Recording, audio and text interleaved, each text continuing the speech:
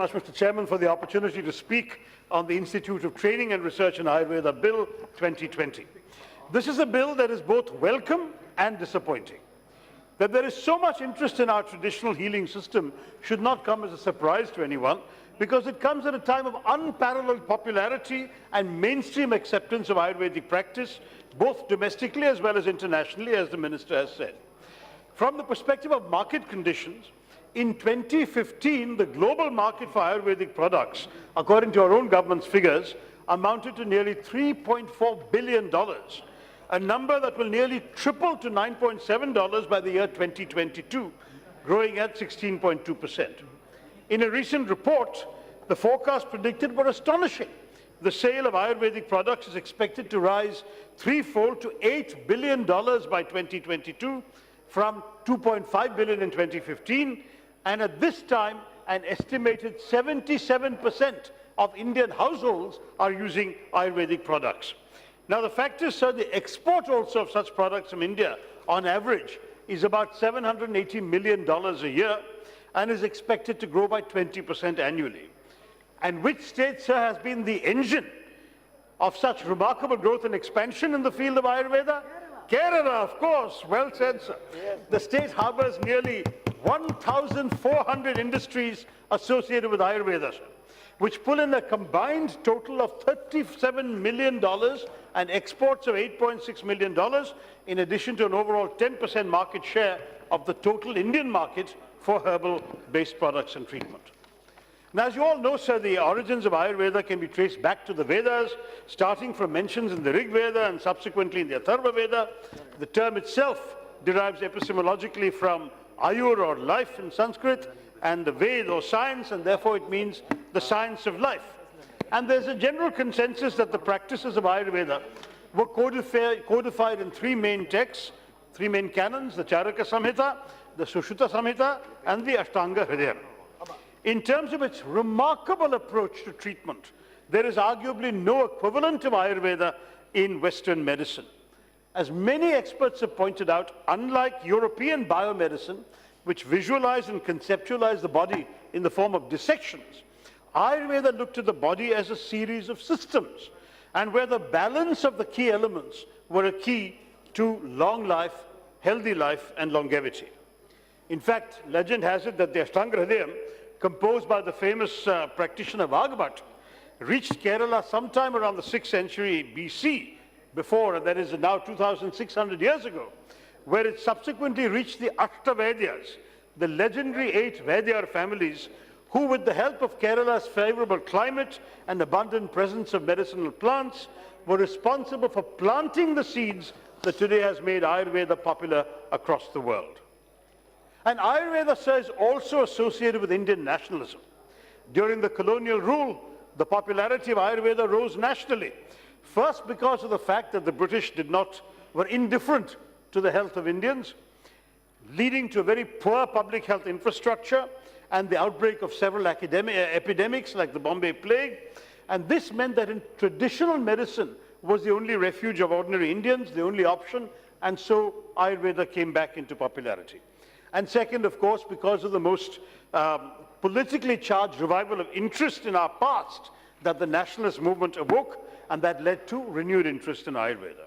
Of course, in the post-independence era, under many Congress governments and others, Ayurveda has revived, and along with yoga and the larger concepts of India's wellness, we have begun a soaring popularity for Ayurveda, which is particularly relevant today when the world is paying more attention to human wellness rather than merely the treatment of symptoms. And more people around the world are turning to Ayurveda as their preferred source of treatment. At the same time, in these conditions, there are factors that continue to pose challenges to our aim to realize the full potential of Ayurveda. The first of these is research and documentation, which of course I understand the bill seeks to address. I want to tell you, sir, sometime around June 2018, a paper was published by Dr. Cyriac Abbey Phillips in the American Journal of Gastroenterology. He's a liver specialist, and he talked about how the consumption of an age-old Ayurvedic digestive, Dashamula Rishtam, had caused a severe damage to his 40-year-old patient's liver, akin, he says, to what would have been comparable to an unhealthy and frequent consumption of alcohol. This article did a lot of damage to India abroad. Many questioned the safety of Ayurvedic treatment. Many Ayurvedic practitioners were not happy, but the fact is, whether you agree or disagree with Dr. Phillips, the incident nevertheless revealed a strong weakness of our Ayurvedic practice, and that has to do with credible documentation. Just the sheer speed of how much damage one article in one peer-reviewed medical journal of repute can do against a traditional practice that dates back 5,000 years is telling. The lack of credible documentation as a concern may come across as a paradox to many because, of course, Ayurveda has been gaining in popularity. But what is interesting is in Western science, they say that for science you must have a clear diagnosis, clear prescription, the prescription resulting in such and such results, you document it, you show your research, and that's how the science is established. Ayurveda is much more instinctive, rather like the ragas, where the basic raga is laid down and each player plays his own tune, improvising from it. Similarly with Ayurveda, each individual Ayurvedic practitioner will treat each patient differently. Now the result, we had a situation where a British committee on Science and Technology in 2010, headed by the then president of the World Federation of Neurosciences, John Walton, declared in a special report that Ayurveda was a system without any scientific basis. In fact, this committee, in the value of complementary and alternative medicine theories, the committees ranked Ayurveda lower than even hypnosis or crystal therapy. It took official outrage from the UPA government at that time and presentations from a high-level delegation of Indian experts before that committee, before the latter was forced to see the benefits of Ayurvedic treatment. And we even had defense experts from the Siachen experience going and saying that Ayurveda was the most effective treatment for high-altitude sickness. So these are the kinds of things we need to do to be able to document effectively.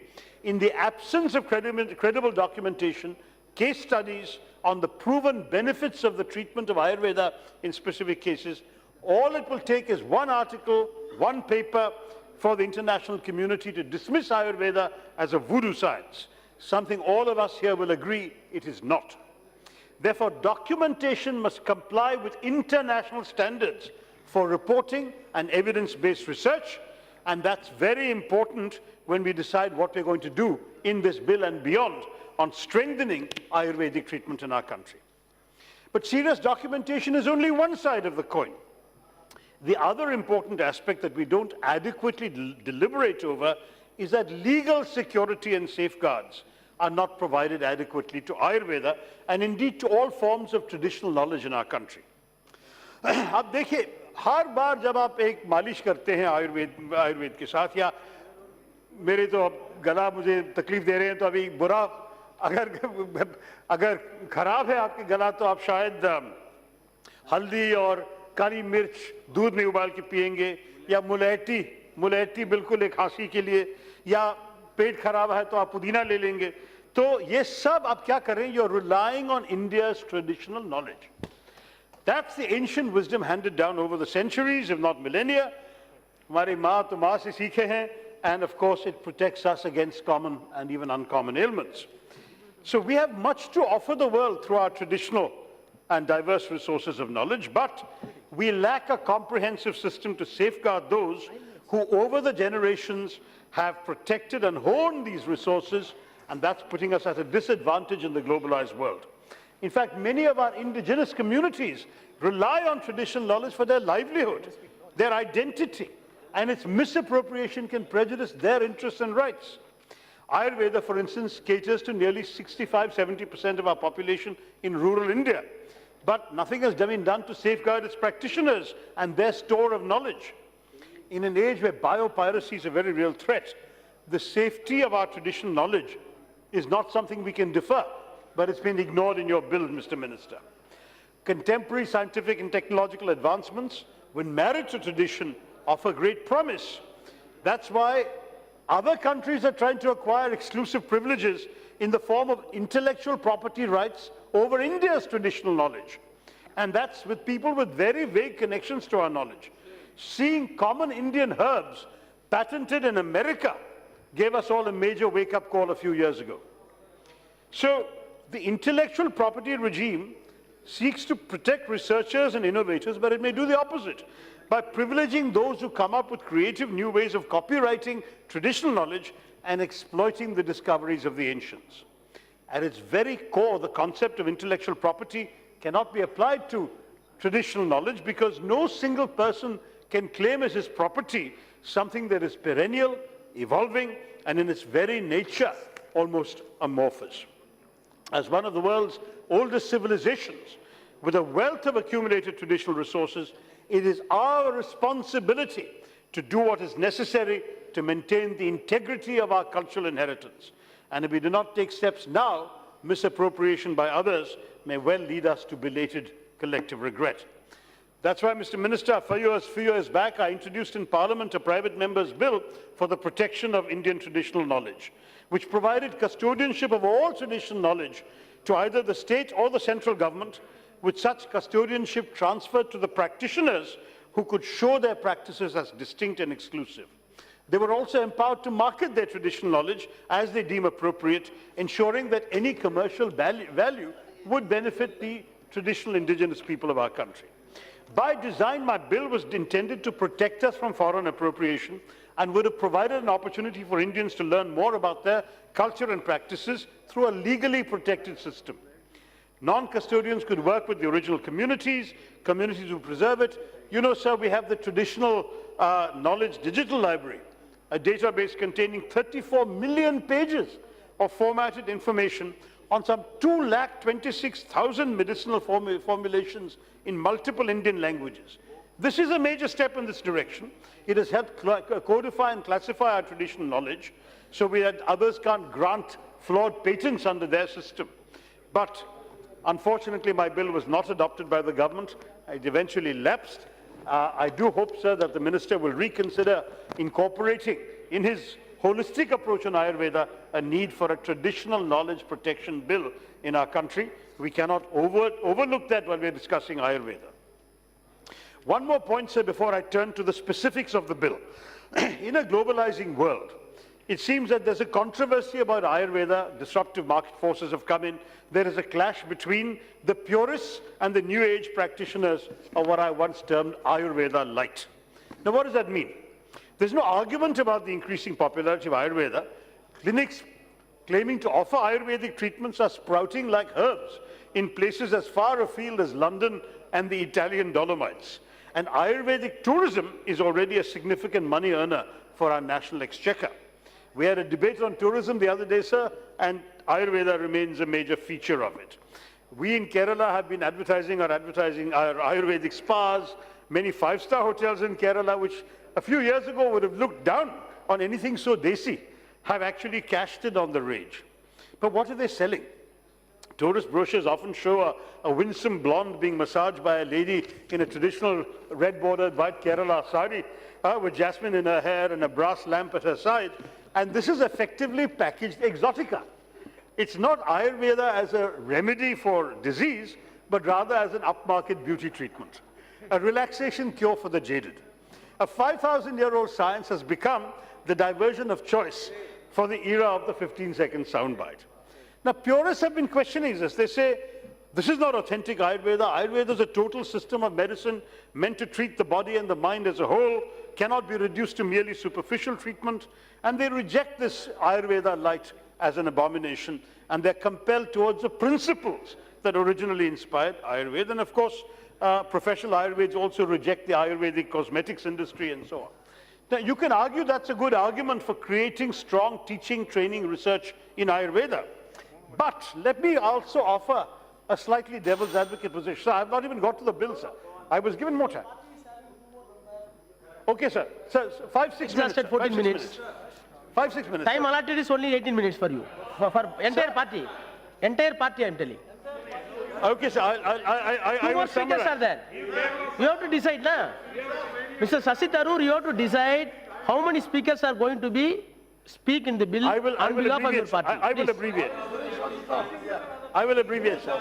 So the point is, I will summarize that entire argument to say that as a tourist draw, we should be prepared to compromise and we should be flexible in our approach to generating awareness of Ayurveda. And also, sir, we have been discovering that investment in R&D is not enough. It's a fundamental driver on the deliberations of the future of Ayurveda, and this bill comes up short, sir. As a member of Parliament for Thiruvananthapuram, I've continuously pushed the present government, to establish a National Institute of Medicinal Plants in the city, so we can establish my city's and my state's traditional expertise on the subject, make the capital city the focal point of cutting-edge research and development in this field. And sadly, despite repeated attempts, this proposal has found no takers with the central government. Similarly, sir, a National Ayurveda University has failed to fructify. Both could have taken us very far, sir, in developing our knowledge and expertise in Ayurveda. But there is a dissonance between the government's purported claim to promote Ayurveda and the reality of its actions. This apathy would extend to other aspects of Ayurvedic education and training. Some of you will recall a report that between 3 minutes, sir. Between 2016 and 2018, the Ayush Ministry allowed 138 understaffed and ill-equipped colleges to teach courses in Ayurveda, science and surgery at both the graduate and undergraduate level. This was in contravention of the recommendations of the Central Council of Indian Medicine, which had previously inspected these colleges and found them unsuitable to train future practitioners of Ayurveda, and that doesn't augur well. So I urge the ministry, sir, that we should avoid such self-made disasters. I also want to point out, sir, the bill fails to secure the larger objective of promoting Ayurveda. The statement of... Sorry, sir? Wind up your speech now. I'm just giving the last 3-4 objections to the bill itself. I was told I had half an hour, sir. You're suddenly telling me after 13 minutes to cut down. No. See, in the Business Advisory Committee meeting, your party leader must have told you that the time allotted to the Congress party is only 17 minutes. I didn't hear that, sir. I was not told that. Please wind up this. Anyway, give me 3 minutes to quickly summarize what would have been 15 minutes. Please. The statement of objects and reasons of the bill state that the conferment of the title to the University of Institute of National Importance will be enough to attain self-sufficiency. But how can the government expect to cater to the demands of a country of 1.5 billion population and fill all the lacunae in our present system to the upgradation of one university? You can't promote the quality and excellence in education, research and training, which is the objective of the bill, by awarding Institute of National Importance to one institution, sir. This results in the failure to establish a nexus between the classification made and the objects sought to be achieved by the bill. And unfortunately, sir, one of the first ever Ayurvedic colleges in the country, the Government Ayurveda College, Thiruvananthapuram, set up in 1889, a pioneer in this, has been ignored, even though it is much older than the Gujarat Ayurveda University, sir. The fact is, it has not even been upgraded to a university, much less being considered for the Institute of National Importance status. And the point is, yes, sir, I think there is an amendment coming from my colleague, Mr. Premachandran, which I will support. But given the long history of Ayurveda in Kerala, which I'm sure my other colleagues will repeat, so I won't say it, there have been many arguments for taking the glorious traditions of Kerala Ayurveda into account in deciding what should be an institute of national importance. Sir, the minister came to my constituency, sir, in 2018 to inaugurate the new wing of an Ayurveda building, and he gave a public assurance on this question to upgrade the National Ayurveda College to a National Research University. And later in question hour on 29 November 2019, I reminded the minister, and he graciously reassured us in the House that the ministry is committed to considering this proposal, but it still remains unfulfilled, and I look forward to hearing from the minister on this. The selective conferment of Institute of National Importance status is an issue that is even beyond this bill. No one has defined what is an Institute of National Importance. We are talking about strengthening Ayurveda by elevating this particular thing in Jamnagar, sir. But the fact is, on what basis is it considered national importance? Isn't there arbitrariness in doing this? Where is the equality with the other institutions of Ayurveda in this country as provided for in the Constitution? The Standing Committee on HRD had once said there should be parameters to evaluate the institutions. That has not been done. Is it merely because the initials of this university are GAU? ये गाँव विश्वविद्यालय हो गया, तो इसलिए इसको institution कर दीजिए. Okay, sir, I'll just wrap up. Just to finish, sir, I want to conclude by saying I am a cautious optimist. I do believe the future is bright for Ayurveda. I had many other things Your I want to members will say. not get chance. Flaws of the bill, sir. If you are taking more time, your member will be dropped. I just request, sir. I just request that. Sir, we spent half Please, an hour, please, sir, please, on the 377. I therefore request that what is being done for Gujarat also be done for Kerala, that we have a similar national university for training and research in Ayurveda set up in Thiruvananthapuram, as well as as an institute of national importance. So this concept has some meaning, that standards are maintained, training and teaching is properly done, and research and documentation can be achieved across the country so that the credibility of Ayurveda around the world is protected. Thank you, Mr. Chairman.